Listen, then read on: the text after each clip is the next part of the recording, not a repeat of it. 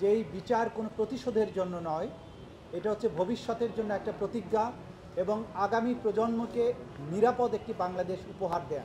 5টা অভিযোগে এই 3 জন আসামির বিরুদ্ধে অভিযোগ আমলে গ্রহণ করা হয়েছে। 16ই জুন আসামিদের উপস্থিতি এবং আসামিদেরকে গ্রেপ্তার করে হাজির করার জন্য নির্দেশ দেওয়া হয়েছে।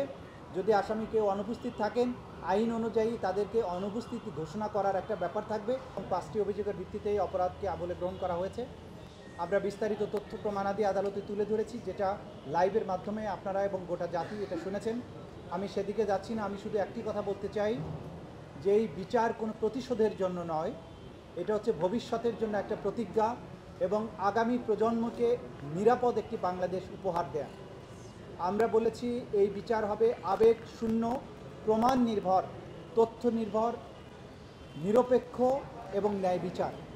সেটি এনশিওর করার জন্য আমরা দেশবাসীর এবং সংশ্লিষ্ট সকল পক্ষে সহযোগিতা কামনা করি। বিচারের মাধ্যমে একটা সমাজে শান্তি এবং স্থিতিশীলতা প্রতিষ্ঠিত হয়।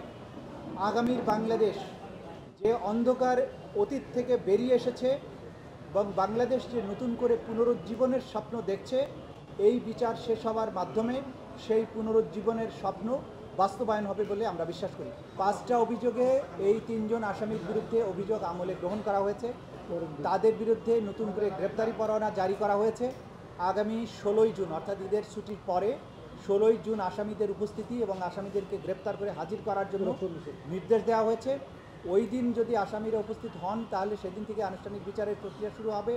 যদি আসামি কেউ অনুপস্থিত থাকেন, আইন অনুযায়ী তাদেরকে অনুপস্থিত ঘোষণা করার একটা ব্যাপার থাকবে, সেটাও সেদিন আদালত যথাযথ আইন প্রক্রিয়া অনুযায়ী সেদিন ঘোষণা করবে। এই লাইভের ইয়েটা কি পরবর্তী বিচারগুলো তো চলতে থাকবে নাকি?